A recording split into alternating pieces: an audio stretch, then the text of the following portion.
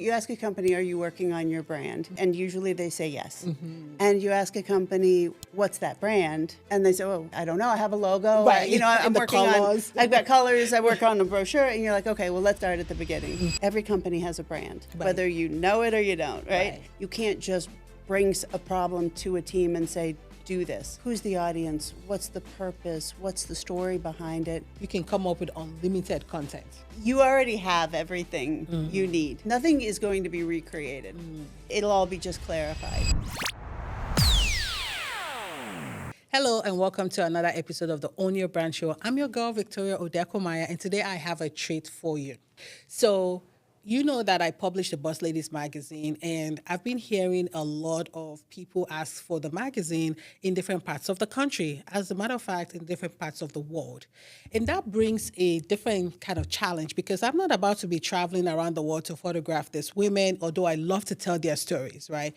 So there's been some ideas that have been floating around about doing something even bigger with it, which God knows, we'll see how that goes.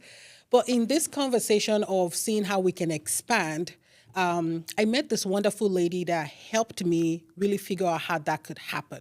And the expansion, I was still working on it, but I needed to have that conversation to see how this is even going to work, how I can bring in more people into the fold and how we can continue to make sure the values, the beliefs, the operating system, how we're going to make this rollout happen consistently so that the brand remains of the highest quality and that the name is, the name is not watered down. And everybody that comes into the Boss Ladies magazine community still continues to feel valued and elevated and all the things that we know the Boss Ladies magazine is about. So when we had this conversation, it was very eye-opening for me. And I know I had to bring her on the podcast because I know there's some of you are looking to really figure out what your brand is about. And it's so important that whether you're starting a business or expanding, if you do not know what you stand for, that's not a really good place, right? You don't, then you fall for anything, right?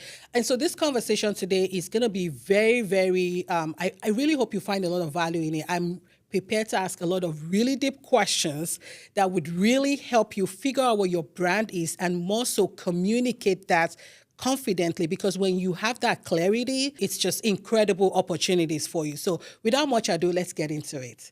Hi, my friend. How are you doing today? I'm great. How are you? I'm doing good. Awesome. So give us a little bit of an introduction. So my name's Danielle Marsh, and I've been brand vision consulting about 2 years ago. After 30 years in corporate marketing, I realized that this was where I wanted to be, to help companies and individuals be able to articulate the brand that they wanted for themselves and their companies, and then go about establishing that brand and earning that brand. And so about 2 years in the business and learning what it means to have your own business, but really enjoying every minute of it at the same time. Yeah. And so I have to say thank you again and again for helping me get that clarity of what it would look like to take Boss Ladies magazine global. I remember the exercise that we did in the brand mapping, and we're going to get all into that. But it really opened my eyes to see things a little differently, So, but before we get into that, because I know people are like, wait, let me. It was so much fun to do that. I had a blast. Yeah, and you have such a great way of asking all the questions to get us to think deeply, right? But I want to start with like your corporate world, right? You have been marketing 20 years of experience. There must be some mistakes that you see often, whether that be big corporations or small businesses. Can you tell us a little bit about some of the mistakes that you find that maybe help you want to start this business to solve? Absolutely. Without a doubt, every single company is exactly the same, and it all starts with people. And everybody wants to be understood. Everybody wants to know what's happening, and being able to communicate your story is where the challenges start. So it doesn't matter who you are, where you are, the size of your company, big, small, industry, stage of development. When you want to communicate something, you have to go back to the beginning if you want to do it well. Right. So whether I was at a huge company and leading a marketing team, for example, when you want to launch a product or host an event or change a direction, you can't just bring a problem to a team and say, do this? Who's the audience? What's the purpose? What's the story behind it? And especially these days and for smaller companies, every aspect of it brings people into your story. Right. And then when they can connect with the story and why they're doing it, that makes all the difference. And so I think one of the really key turning points for me was really leading projects where I had the authority to say, we're going to start this project. I have a seat at the table, and we're going to start from the beginning. And so when a project, whether it was an event or launching a product, we're going to have everybody at the table. We're going to have the product designers. We're going to have the graphic designers, the storytellers, the lawyers, everybody's coming to the table, Right. the finance people, and we're all going to share our story about the product, right? And that way, we did that, and I remember walking behind. It was I believe a designer, and they said, "I don't know why I was at that table." And so I caught up to them and I said, "Thank you for being at the table. The reason you were at the table is because you're going to be a part of this." And usually you get brought into the process much later. Right. And now you're going to be brought in, and you're going to hear all of the reasoning behind it. Right. And everything's going to run so much more smoothly. Right. And everything ran smoothly. And from why they were doing it, and the training materials, the sales materials, and when people try and train from the sales materials and sell from the training materials, and creating education pieces from training sales pieces, everyone's trying to create materials and stories from bits and pieces. But if everybody has foundationally the same information and you create it from the same components, everything just runs more smoothly, more cost effectively. Everyone feels included. And you can say, this is what we have, this is what we want, this is where we want to go, and this is how we know we're going to get there. And we're going to measure it, and then we're going to look back and say, was it successful? And sometimes if we've missed something, we can say, oh, now we know the part that we missed, and we know next time we'll do better. And it just works. And it's faster, and it's cheaper, and it's happier, and everyone feels included, and you're like, we should do this every time. Yeah, I really like that because it made me think about the telephone game. Yeah. Right. So, we start from the front of the line and you keep going on. By the time you get to, usually sometimes by the second person, it's a whole completely different It thing. really is, right? But I like the approach that you're talking about because everyone sitting at the table hears the same story, be a part of how the story is formulated. They can take that in their, their particular jobs, right? The designer can say, oh, I remember we talked about this. This is how that shapes the design, right? And so it's not a situation where someone is, or the mission is misunderstood because everyone was at the table when we were, formulating this idea and making sure that everybody's on the same table or the same page with the story of the brand or the company or, what I mean, on the product. Exactly right. And so when you have the people who've created a product, for example, and they're talking about it and using the designers, for example, and they're thinking about their to use an old term, their Rolodex of photos, right? And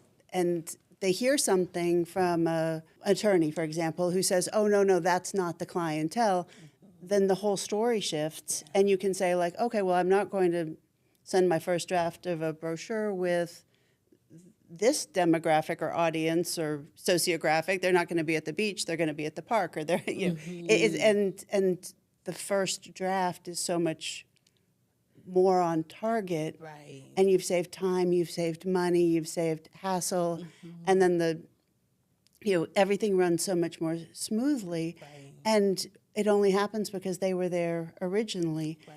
And whether everybody's so happy just to be included, and they didn't know why they were included in the first place. Right, just like the person that you were talking about, they might not have thought that this is important, but just being at the table, having those, I think that would make me feel good that I'm a part of something. Exactly. And so when you bring it to that broader picture of launching your company, when you're either launching a company or just going in and looking at the company that you have, to say, do you know the history? Do you know where you come from, what you believe? Is everybody on the same page? Because every company has a brand, Right. whether you know it or you don't, right? Right. And it's earned in every single action and interaction.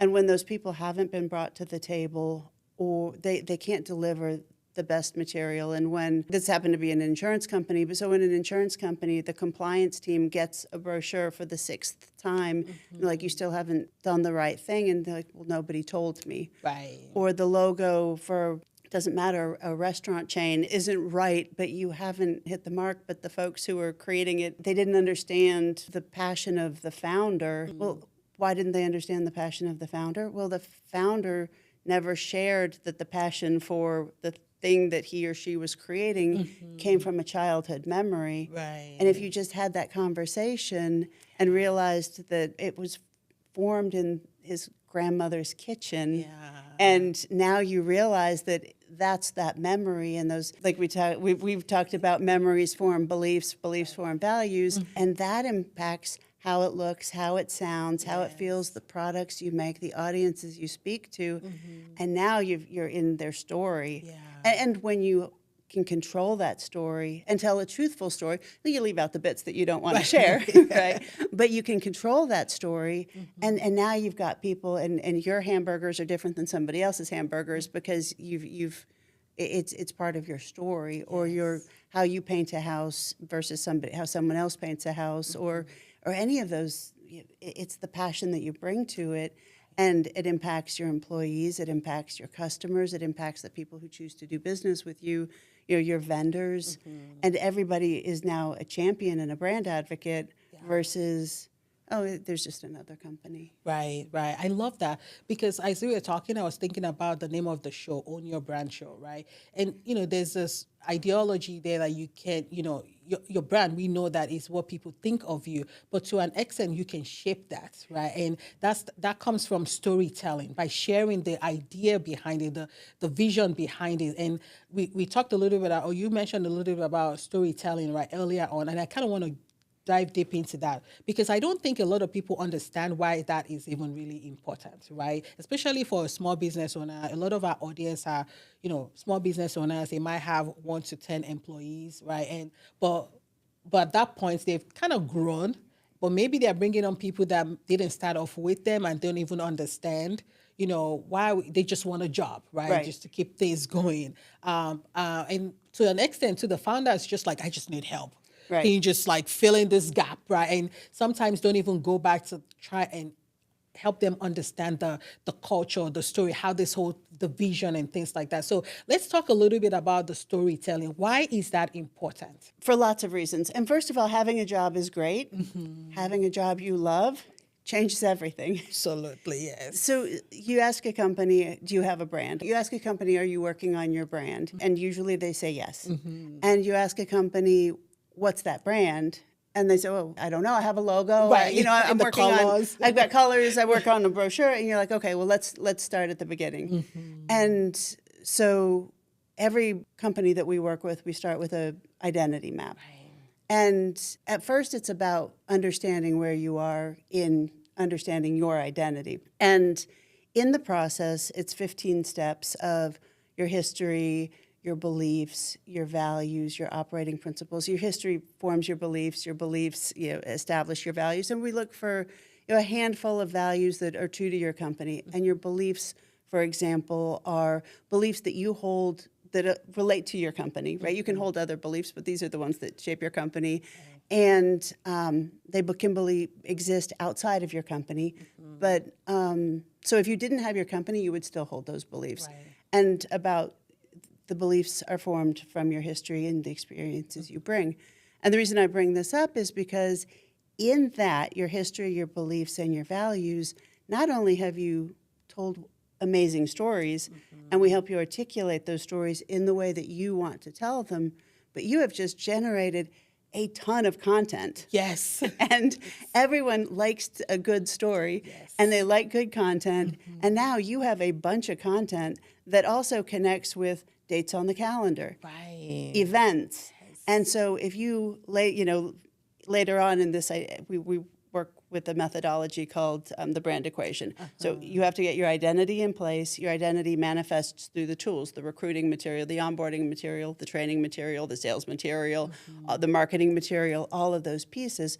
And those are just, whether it's website, brochures, ads that show your identity. And then it's about creating a presence because we all have limited resources. Right. So it's who you're in front of for the right price at the right time with the right message to get a specific result. So is that the brand equation? Yes. All right, so let's just make sure that they caught it. So yes, the brand equation, it starts with understanding your identity and articulating those 15 points. And we help you do that. So there's consulting and then there's a set of courses because we want to make sure that really everybody has an opportunity to do this. Right. So if you have time but can't afford or engage a consultant, then you can still take the courses. Whether you have a marketing team, it can guide your marketing team, it can guide a founder, and it's always the same process.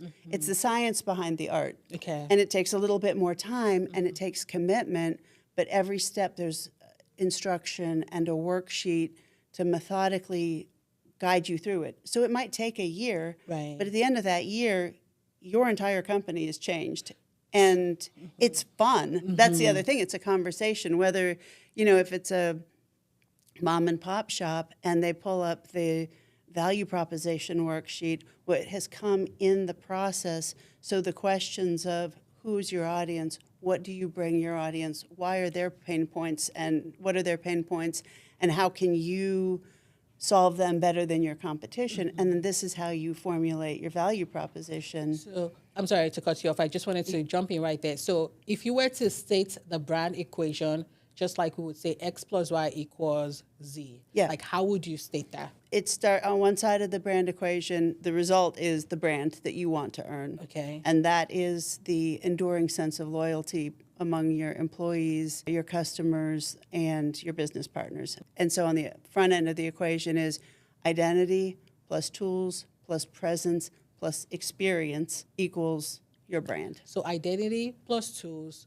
plus experience, presence plus and experience equals your your brand. Your brand. Okay. In that order, you create your identity, you establish your tools, you figure out the presence for the right time, cost, price, and when those things are in place, you have space in your brain, in your body, in your energy, in your time to create exceptional experiences for your team, your customers, people who see you when they pass by. And it's about creating those experiences. And all along, you've been creating great experiences because when you bring someone to sit at the table, when you have time and say, hey, we've created an event calendar or a social media calendar, and now everything, we know that in 6 months, we're going to be at this show, for example. Oh, no, there's a show in 2 weeks. We haven't invited people. We haven't rented the space. We don't know what materials we're going to have. We're shipping our things at the last minute. We're paying exorbitant fees. We've got the last booth in the back of the room.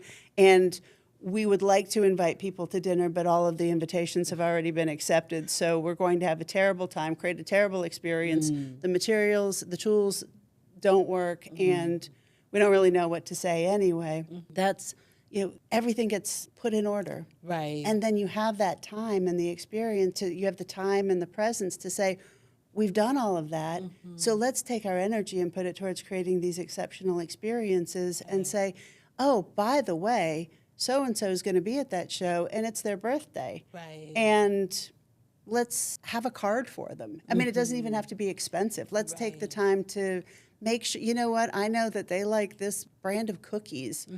Let's have it at the table so they just know that we thought of them. And or take the time to write a handwritten thank you card, which for the postage stamp is, I paid attention. Right. Or to your employee, to your business partner. And your business partners are your vendors, your media contacts, the people who aren't your customers or your employees, and also the members of the public, who are the people who they're in your sphere, but they are the ones who can someday become your customers, your employees, your business partners. Somebody in your company works for you and goes home and says, I had a great day at work today, and this is why. Or you go home and to say, I had a terrible day. My boss did this, or somebody did this. So every single person at your company is a brand advocate. Right. And if they go home and you want to be this company worth talking about, and they go and they post on social media about this amazing company they work. Everybody's watching, Right. and that's also why we have we've created this framework and this map, and we also created an individual framework, because having your own brand and having a company worth talking about, and then having employees who understand that they're worth talking about too. Right. And then creating a company where they want to stay Right. and promote, but also everyone's looking for people and knowing that you bring an incredible amount of value. And if you're not happy at a company, find the right company. Right. Because maybe it's just not right for you. So I want to break down that identity, the brand equation one more time, right? Absolutely. And maybe go into each one of those tools. And I think we'll talk about the map too, Yeah. somewhere in there. So to be clear again, the brand equation is the identity plus the tools plus the presence and the experience that gives that brand. Yes. So in my head, I'm thinking knowing who you are. That's the identity. The tools are the things that you use, for to operate in your businesses, right? And then the presence, how you show up, how how you're presented to the world, and the experience is, the experience that comes from your identity and the things you're trying to, promote in the world, and what people feel when they're around you, your presence. That then translates to the experience they have with you, or maybe a different word is like how they experience you, which we know brand is how people perceive us, right? Exactly. Because people will award you your brand. Right. So in the identity part, right, and I'm thinking about our audience here, right, because a lot of us are not thinking about the identity, the tools, the presence, the experience, right? We just, maybe the experience a little bit, maybe, right? Or, and then sometimes even the presence, because we know we got to be on social media. Right. But I think that there's more to it, is what I'm getting at least when we work together, like what I learned a lot from that. It got me to think deeper, right? And so I kind of want to break that down even for our audience so they can get more value. And if they don't know where to start, this is a good place for them to start thinking about it. Absolutely. So that identity, right? So what goes into figuring out your identity to get that piece? Yeah. So the map breaks it down. And the map is... So for those that don't know, there is a brand map. I think we talked about it a little bit. So I just want to make sure that they realize that too, okay? And so there's this map, and it's laid out very clearly, and it says, and it's on our website, so anyone can look at it. And so it starts with your history, because your history forms your beliefs, and then your beliefs form your values. And we have lots of beliefs, we have lots of values, but being able to pinpoint the ones that really matter. Right. And so when you have these, you create these operating principles. And so it's not a specific set of operating principles. It's the things that you're already doing that highlight your beliefs. So, for example, if you are kind to the environment and you say, look, we have recycle bins in our garbage, next to our garbage, because we care about the environment, because we have beliefs about the environment, and there's something that goes back to the environment. You don't have to be an environmental company, but let's just say you have that, and say, you look at on one end is of your identity, and those never really change. It doesn't matter what kind of company you have, but history, beliefs, values, operating principles, those operating principles will change, but those things really probably don't change. If you believe in kindness or integrity, those don't really change. And those are the ones that form the identity. Yeah, those are part of your identity. Then your operating principles, your rules, your guidelines, your policies, your processes, how you celebrate or reward good behavior. Profitability can absolutely be a value. If you're a shareholder, if you have commitments to your shareholder, value that and talk about it. And say, we give great bonuses. And you're going to start attracting people who value bonuses. And there's nothing wrong with that. If that's what you value, you should.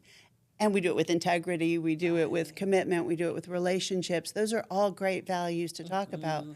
Then you also have your vision, and that is the long term, what you're here for, what your company's here for, to pull you forward. So every decision you make moves you towards the vision that you have for your company. And it can be something that is absolutely not achievable in this world. So the food bank that wants to world end hunger. Oh, yeah. Wow. Are they going to end world hunger? Not by themselves. Not right. by themselves. Right. But are they going to make every decision that they make for their company in the direction of ending world hunger? Right. Absolutely. Makes sense. Do they want to sell roller skates? Nope. That's like, do we love roller skates? Absolutely. But that's not part of their vision. Right. So then they look at their mission, their who, what, why, when, how, where, all of that. So their who is their audiences. And then being able to really understand who their audience is, internal, external, partners, public, and being then able to say, these are our audiences. So then when you move to the tools, just jumping out of the identity for a second, each of those materials that they create, whether they have to be very technical and say, we're speaking to a very technical audience now versus a very not technical audience. Yeah. So if you look at a pediatrician, for example, if I'm a pediatrician, which I'm certainly not, but if I was, and I was talking to other pediatricians, I could use very technical terms. Right. If I'm talking to a 5-year-old, I'm not using technical terms at all, right? My focus is the lollipop and the sticker I'm getting at the end, and please don't give me a shot, versus all the technical terms that I probably couldn't say right now because I can't pronounce them. So, but at the end of the day, every conversation and every piece of material always reflects the identity of that pediatrician or that doctor's office. And it doesn't matter who who you're talking to, it's always reflecting you and your identity. Right. So your mission for the next 3 to 5 years is about the length of a mission. It's what you're doing to move you forward in that vision. And so the type of company you are, your brand type, are you a location brand, a product brand, a service brand? And those just kind of help shape your marketing, your brand archetype. Again, it kind of just shapes your marketing. Are you a caregiver, an explorer, a hero brand? Just sort of simplifies your message. And when you can look at yourself through that lens, you can say, this is who we are, this is how we talk about it. It shapes your visuals, it shapes your voice, this is the tone we use. And then when you create that identity, everything runs so much more smoothly. Yes. These are the phrases we use, these are the phrases we don't use. So back to that insurance example, when our compliance team would try and work with us and say, well, we want you to be able to say this, and we'd say, like, no, just tell us the rules. Right. We never have to say it this way. If we know what the rules, our voice is this, these are the phrases to use, these are the phrases to avoid. We can always say things, if we say it in the right way, you're happy, we're happy. You're not trying to rewrite our work. Right. And we're not trying to get around anything. We're just we just want to say it openly in plain language because we're the every person brand. Right. And we're not trying to be fancy. And we explain everything. We don't use acronyms. There's some groups, acronyms are no problem, right? And then the last piece of the identity map is where you show up in your community and where you show up in your industry. Oh, so that's different from the presence? Yes, because they're the rules around it. Okay. And so if you are we show up for these nonprofits, for example, and these are our guidelines around it. And then when you say, okay, these are our guidelines around it, or these are the things that are important to us, and then when you go to create that presence, so you have your industry. These are the events that we show up in our industry. These are the events that we show up in because these are important to us and our beliefs and our history. And by the way, we don't care about this.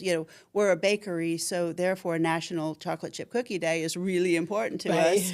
But, National, Plant Day is lovely, but we don't celebrate it. And so knowing those things, you start to put those, and you create that calendar, and then your presence becomes so much easier.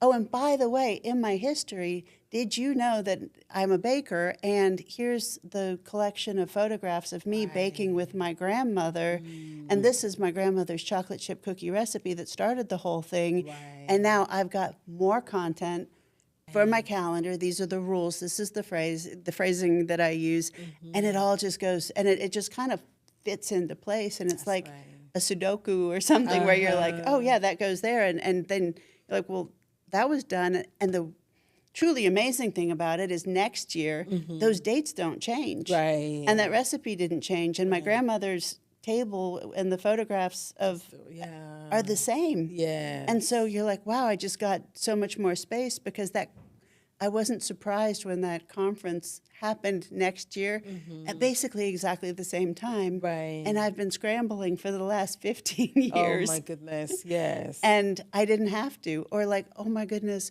the holidays are right around the corner and I'm surprised because we didn't send our Christmas card list, get everybody's Christmas card list because we have to send these out tomorrow. That's probably, there are probably people listening going, we do that every year.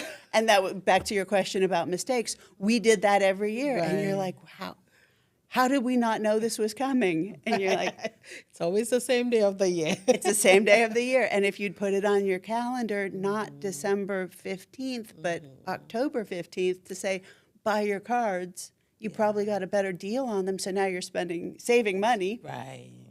And your team doesn't hate you, Right. which is really Last important. minute job, right? Okay, so that's really clear. I like that how you broke it down, like the identity piece. It's almost like doing a lot of inner work to figure out your history, your values, your beliefs, and then that shows up in essentially who you are and how you communicate. I love the dates ideas that you talked about because a lot of people are always asking, I don't know what content to create. Well, just by doing that one exercise, you can come up with unlimited content. Unlimited content. And when you say what's important to you, and there's a calendar, and you can put into whatever Explorer browser you like, what dates relate to these things. Right. If you make sandwiches, what dates relate to sandwiches? Tell me about the Earl of Sandwich. I mean, there are so many things, and whether you have to go deep because your audience demands something very technical, or you go something very simple, once you've explored your audience and you have time to do that, and it just becomes really interesting. And you then are speaking to your audience, not just, oh no, I needed content because it's Tuesday now. Right, and then the other piece about that is that the storytelling piece, right? It makes your story a whole lot more relatable when you can pull in from the history, from your beliefs, because the people that you're talking to also have similar, right, or something, and when they hear those words, because those research that digging deep helps you uncover certain words, like you said, the rules, right? So we can kind of use that as a guide to the way we tell the stories to connect people, because we started with storytelling. I kind of want to look back in there. So and when you tell a story and people who connect with that story come find you, and now you're building a community of like-minded people. Yes. And I used to sit at a table and make cookies with my grandmother. Or I used to do this, or I'm with this. I support this nonprofit because it aligns with the rules and guidelines in our community involvement section, and maybe there's a reason you did that, and somebody else needs to hear what you want to share, and you feel okay. Well, I was never vulnerable enough to tell anybody that, and so now, somebody else needed to hear that, and you've helped them. Yes. And then you're willing to tell a little bit more about your history. And for everybody who thought, well, nobody cares about me, if they can see themselves and relate, and it's wonderful to tell stories. It's even better as a business owner to tell stories to people who could become clients. Right. Because then you also have, there's business, and when you can mix your business and pleasure, it's not about finding a balance, because you can do both. Yeah, it becomes second nature. And it's fun. Right. And right. when we had our mapping exercise, I have so much fun doing it. I loved it too, because I think that it helped me think really deep, right? And I like that you also had some examples of words that got me thinking, because it also expanded my vocabulary. Like, oh, I never really thought about this, but yes, that's how I'm feeling. And we went into like how I started the Boss Ladies magazine, and how I fostered 5 girls and all of those things. And unknowing to me, that actually make sense to where I'm at right now, so I really love that exercise. So I want to move a little bit into the tools, right? Yeah. So let's say someone is maybe got on your website, they downloaded it, and they have this map, right? And they've done the identity work. What are some of the tools that they need in this next part? So So the really fun thing about our course isn't we're not teaching you how to use tools. We're not teaching you about marketing. What we're doing is putting your company at the center of it. So your company is the center of the entire journey. Right. And so the map focuses on your company, and then the tools center around your company as well. So it's just a very simple process. And if you have a marketing team, or sometimes you can do it yourself, or you can hire a professional, just look at what you have. So look at your website, look at your marketing materials, and say, I have this new identity. Does what I have apply? So the first step is taking everything you have and looking at it. And there's something, and in the process, you gather everything you have. Yeah. And So by tools, you're talking about the materials, the websites, the collateral, and all of like business cards and things like that, and making sure it aligns with your identity. Exactly. Got it. Exactly. So sometimes you can look at your identity map. If you just took the identity map and everything was in order, I've never seen it be in order with any size company. Because I feel like as small business owners too, we just hurry up and make a card. We hurry up and do the website. Right. We hurry up and do this, right? It's never really that thought through. And it's because you started your company doing the thing that you were really good at. Right. And in your head, it was perfect. And then you had to communicate it to somebody, and maybe that was great too, but now the story evolves, your history evolves.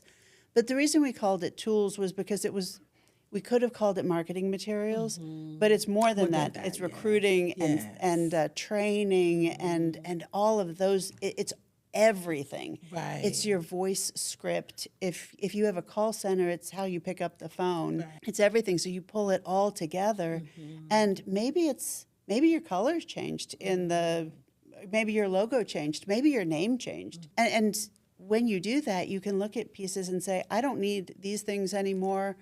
These are good enough. These are fine. These I don't need. These can be combined, and this is missing. Right. So what you can get rid of, what you can need to create, and what you can fix. Right. And so in doing that, everything becomes much more clear. You can save money. Right. No, you have to spend money to save money, right? Because you have to, But once you have those pieces, and then you create templates as well that are right for your company. Right. So when you need something, you might have the right piece now that is impactful. It speaks to the audience with the message that you actually want to say. And in that identity, identity is always shaping and it's always improving. Right. So if you get a phrase, so in the identity section, if you work through, so there's the map. And you figure out what you have. And then there's a course that you go through, or we can help you, and you go through each of the steps of the identity. And you say, if you create your mission statement, you take that last bit, which is the final mission statement after you've done all the work, and you put it in identity guide. Then you take your values, you put it in the identity guide. You take so at the end, you have one identity guide that you always refer to. And so when you're creating your tools, you just take what you have and kind of paste it together, and then all you're doing is polishing it. And you're creating it for the right audience. You're putting, if there's somebody you call because it's a specific thing, or if there's a general number you call, you're not recreating the wheel. That's right. So you have the template, you have the words. So you might have a general brochure or a flyer that will work anytime. But if we're going to this specific trade show, this trade show happens to be in, San Francisco, and we need a picture that relates to San Francisco or something like, you can edit it, but it's so much faster. The words are approved. Right. You're not showing something to people for the first time. They're like, oh, yeah, I've already seen this. Right. It makes sense that, you've got the Golden Gate Bridge on it, for example, right? Right. And so it goes faster. It's accurate. If you need it approved, everybody approves it because they're not reapproving language. Right. And so that's the tools. And so then you create a numbering system for those tools. So when somebody says, I need this piece, instead of, it's on somebody's desktop, who created that piece? Where is that? I don't know. What version is it? We say, okay, well, here's a naming, a structure to label it. Is it in English? Do you have other languages it's going to be? And what year did you create it? And then we put it on a form so that you know that in 1 year you can go back and just do a quick inventory. Yeah. And it's about the structure, and but it's all we're not telling you how to use Photoshop. We're telling you how to look at what you have and assess it based on the identity that you've created for yourself. It's amazing. And it saves a lot of time to like you're talking about, because a lot of it is already approved. We're just making some small changes. Exactly. And if you have a marketing team and your marketing team feels a little stuck, you can go through the process and you can say, we already have all of this in place. And some of it you do and some of it you don't. And some of it you just need to modernize or update. And, oh, well, that we have a great mission statement, but we've added some services, or we've changed our focus or our field or our audience, or we didn't really have a purpose before. So it just goes through each of the steps, and this is why we do it. And now it goes through the process of gather all your materials, look at your materials, update them, put it in a catalog, make it accessible, tell people what you're doing. That's so important, right? I was getting ready to talk about the presence part too. Like, how do we then take the identity, the tools, how do we then make add the presence to it? You have a lot of these things in place now. And so who you're talking to. There's a worksheet that says about understanding your audience better, understanding yourself better, what's important to you better. So then you take this, a calendar, an annual just a year calendar, right? And you say, okay, well, what dates are important in the industry, in the world, and you create rules around, like, what are we going to celebrate and what are we going to not celebrate? Because you have to say no to a lot of stuff. And what products do we have coming, or what launches do we have coming up? And you put it all on a calendar and you say, okay, we've got some space here. We wanted to do a thought leadership project or a white paper. We've got this block here of 2 months. That would be a good time to do it. Right. Not trying to fit in when we didn't never planned it before. Yeah. Exactly. What observances are important to us, and how far back do we need to start planning to make it actually meaningful? And when do we start need to teasing it and planning for it and telling people about it, and then having it, and then measuring it and talking about the results, and then thanking people for it. And so it's no longer just a date on a calendar, it's behind and forward and training. And when are we going to give space to breathe and think and learn ourselves? And now you've put this whole calendar together. And now you've got a bunch of stuff to talk about. Right. And, if you're going to celebrate Halloween, you don't have to wait till Halloween to start planning it. Exactly. Yeah. Or to create a post with a pumpkin on it. They don't only come out at all. Right. So true. So you can plan all of these things and have them ready. And so then now you've created a bunch of space for, if you have something leading up to it, do it beforehand, because, again, it shouldn't have ever been a surprise. That's right. Now, the last piece of this equation is the experience. And I think I know where you're going with this. We maybe already talked a little bit about it. But, like, if you already know who you are, your identity, and you have the materials to communicate that, and then you're actually, you have a calendar, when you're showing up, it sounds like you'll be so much more intentional to provide a wonderful experience. Exactly. So the last piece of this, the first course on creating your identity is really long. And then they get progressively shorter. Because by the time you've got the experience, it's like, are you creating the great experience? Let's review this and let's measure it and all of that. But it's really short because you've done a lot of the work already. And really just saying, let's look at who, again, you're talking to. Let's take some time to think about it. Let's be intentional about it, like you say. And what else can you do? And just ask that question. What else can you do to make somebody's day a little bit better? And celebrate it. And we're all guilty of not doing that, because life is life. Exactly. And it doesn't have to be expensive. It doesn't have to be a big show. It can just be something small. Or what can I do in what I'm already doing better? Every interaction is an opportunity to earn your brand. And when you can do things not performatively, but, and now there's a piece for that, right? And so creating an experience, an event that has, even when you have time to make your event better and more experiential. And well, let's get balloons, right?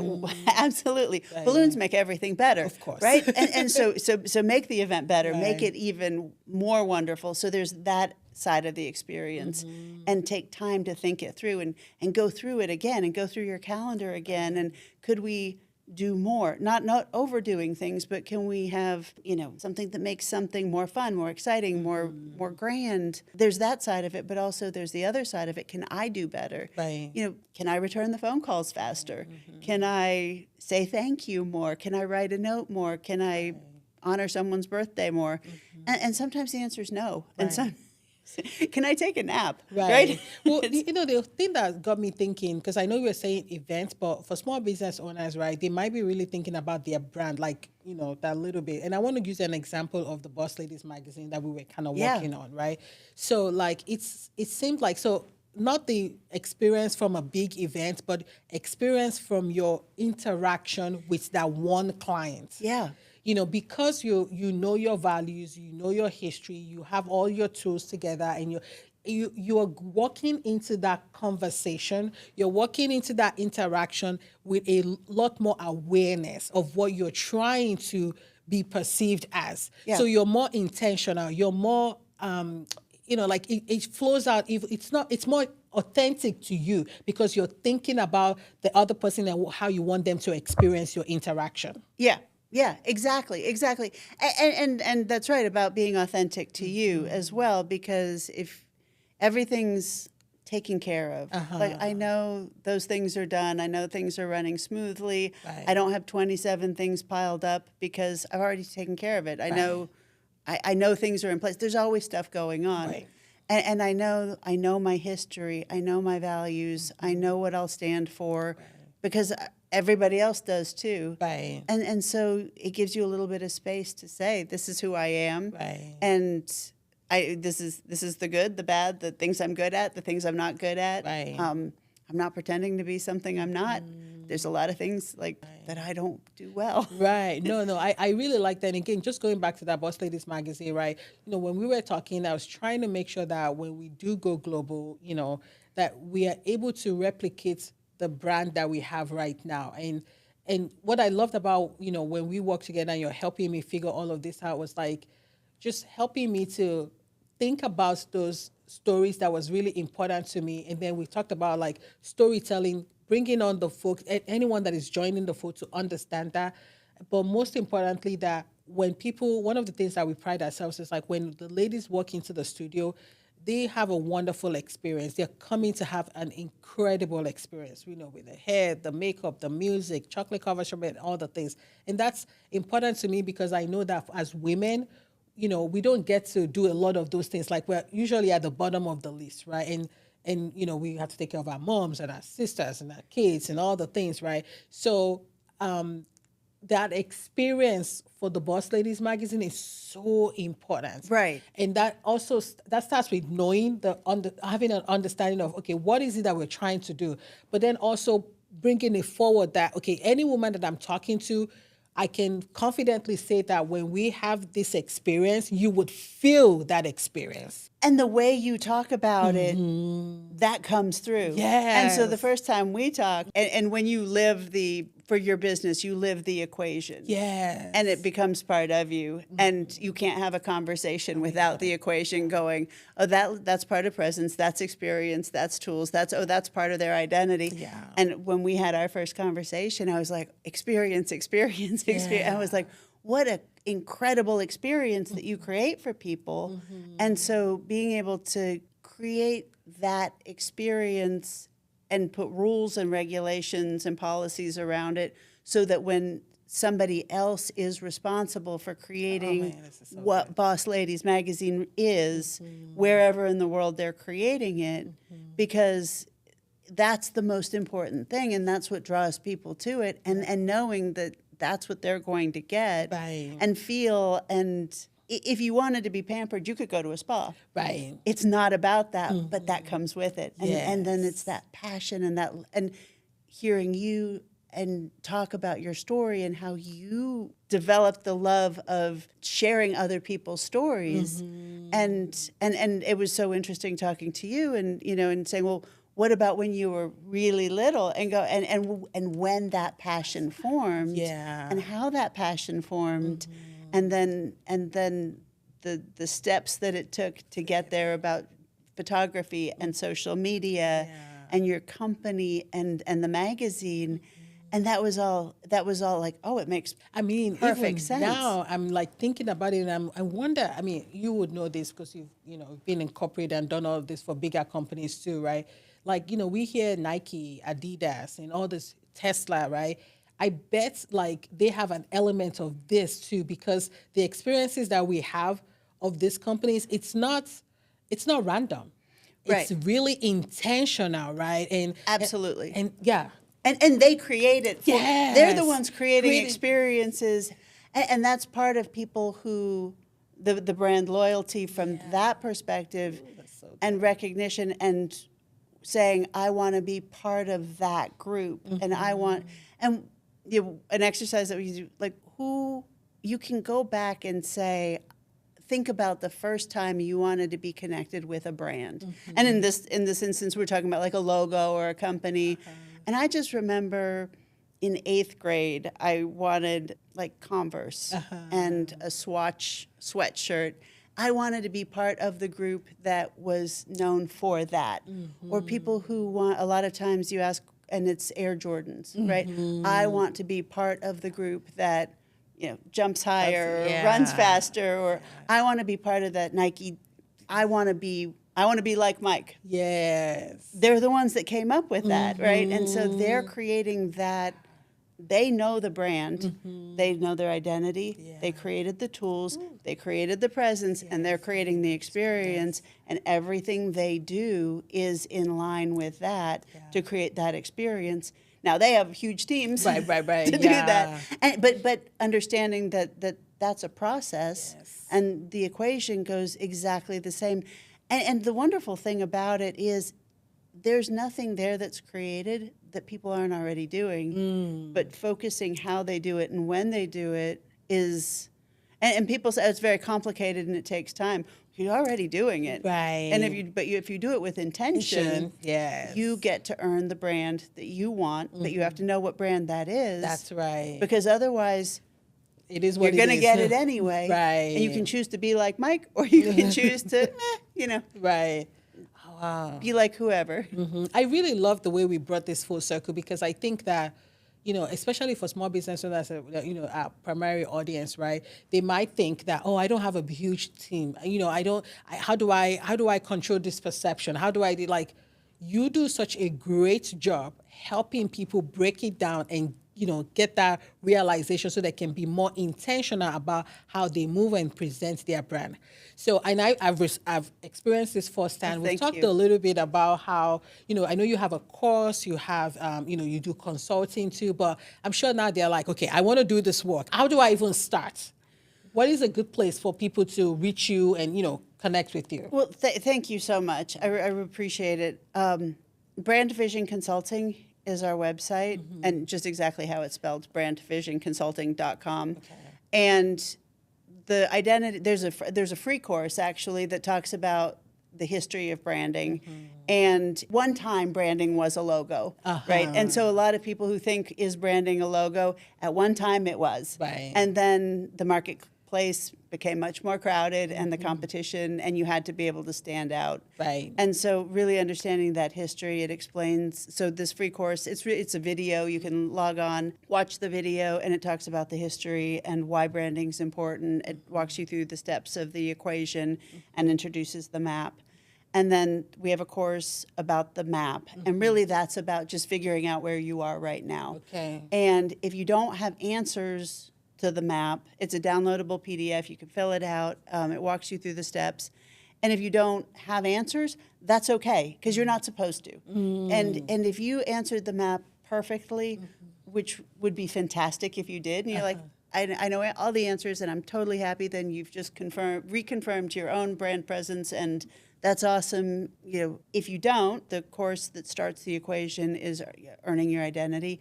And then each of those has a worksheet. Okay. And you start with your history, and it says, create a folder, and you're grabbing all of this content as you go. And so when you go back to creating that social media calendar or anything, you have it all in place. Yeah. And you're creating your milestones and you're filling your identity guide in the process. And then let's create your beliefs. And how do you formulate your beliefs? Well, let's put that together, and then you put your beliefs in your identity guide. And well, let's think about a handful of values that really identify your company, and then we'll put that in the. And so it's really step by step. And even if you're a small company, you can let's take that. Let's go through the course. You pause it, and at the dinner table, let's have a conversation about the company's history. And it doesn't have to be the company when it started. It goes back to why we started it and what we want to do. You were asking me about my childhood and everything like that. So, and one thing I do wanted to mention, I know that you said there's some people that, yes, maybe they filled out the form. They were able to completely fill out the form. But because I know you've said that, the identity shifts, right? Wouldn't you recommend that they at least look over it again in the next 3 years or so? Absolutely, absolutely. So I worked with a friend to launch our company, and we went back a year later, and so we had such a great time creating her. It's pet binders, and she had this desire to create binders to help people with their estate planning. Okay. And so it's something that she was so passionate about doing, and after she retired, she created this company. And so we went and put the identity together, and it was so much fun. And a year later, we went back and said, the identity didn't change, or the history didn't change, the beliefs didn't change, the values didn't change, the vision didn't change, the audience changed. Oh. And she was thinking, that she had one specific audience, but actually it was a slightly different audience. And she was able to see that and say, okay, well, I'm going to shift my marketing just a little bit. But in the entire process, there was so much clarity that she was able to see, oh, okay, this is what changed. I don't need to reinvent the entire wheel. All I need is, okay, well, it wasn't this group of folks we need to market to. It's just that the age is a little bit different. Or, we need to go into retirement communities versus, so it gives you clarity and change your mission often, or 3 to 5 years, go back and look at it. And also with the equation, which is so much fun, if you want to launch a project, say, do we have the identity elements in place? What identity elements relate to this? Yeah. What are the tools that are going to get us to our end result? Right. Do we have the tools in place? Do we already have them? Do we need to create them? What templates do we need to pull up? Okay, well, we can adjust these. Okay, what presence do we need to have? Like, where do we need to be? How do we need to promote it? What experiences do we need to create for the people internally and externally to make this awesome? Right. And if you also have a project that didn't go well, a product launch or something, you can say, okay, well, let's apply the brand equation. Did it align with our identity? Well, no, we tried to step out of our bounds. Oh, okay, yes, it did align. What about the tools? Did we actually have the right tools in place? Yes, we did. Okay, well, were we at where we said we were going to be for the right reason at the right price? Did we show up? And did we create the experiences that we thought we were going to create? I've never seen it not work. Wow. And it pinpoints where the problem is, and every single time, and you learn from it. And things aren't always perfect, and you think you have it in place. What went wrong? I'll tell you what went wrong. We shouldn't have mailed chocolates to a trade show in Las Vegas in July. It was hot. It all melted. And we've learned our lesson. So we shouldn't have done that. And it sat in the warehouse for 2 weeks, and we thought we had it all in place, but nobody thought that it wouldn't be air conditioned. And now we have a pool of chocolate sauce, and so that was where our problem was, and we had to go and buy something else. It's those sorts of things. Or we invited the wrong group of people, and they didn't engage our audiences because they all went to a meeting instead of the thing that they were supposed to be doing. So you can say, oh, that's where the problem was. That's amazing. I love that so much. I would tell you, I did have a lot of clarity from doing it. I know we did it for the Boss Ladies magazine, but I know I want to work with you again to do it for Lim Studios in my personal brand too, because it's just I feel like the alignment is just so, it helps me be more clear and know exactly who I need to be talking to, which is so important in marketing or, even in branding, whatever it is that you're doing. If you're not talking to the right people and saying the right things, it's just a waste of time and energy and resource and everything. Well, I'm so looking forward to it because it's so much fun. But when you do one, it overlays with the other. Right. And then when you do your personal, the stories just keep enriching each other. Yeah. And then, like we talked about, when you were younger and going like, oh, well, that impacted that. And now these are the relationships. And these are, when you do the individual brand, for a company, you talk about audiences. For the individual brand, you talk about, we have a worksheet about spheres of influence. And so you're at the center of it. And then you have your heartline, the people who really matter to you. Right. And your lifeline, the people who can pay the bills and keep the lights on, right? And then you have your outline, which is, the people who matter to you. And then you have your sideline, the people who are actively still part of your story, but they are as far away from you as possible, as intentionally as possible. Right. And your purpose, your vision or your purpose, your heartline and your purpose are connected, and your history and who is impactful in your day. And sometimes if you have to make decisions on what you do and what you have to say no to and what you have to say yes to, look at your heartline. And those are the, stop apologizing to people in your sideline or your lifeline or your outline, because it's really do it for the people in your heartline. That's right. And that's, and that all goes to your individual brand, and that goes to your beliefs and your values. And that is so good, because we spend so much time worrying about the wrong things because we haven't defined that. exactly. And so that's incredible. I can't wait to do that with you. But so for our audience, right, I just wanted to say like something real quick to them too, because they were probably overwhelmed, right? But I know that the resource, by the way, all the resources are down in the description, so you can get in touch with Danielle. What word of encouragement can you give to someone that is listening to this and thinking, oh my God, I've been in this business for 10 years. I wish I'd known that a long time ago. Like, where do I start now? You already have everything you need. Nothing is going to be recreated. It'll all be just clarified. And you've already been doing everything. I firmly believe you're exactly where you are when you need to be there. And so if this comes into your story now, you already have the tools, you already have the ability, you have the beliefs, you have the vision. This is just kind of organizing everything. Right.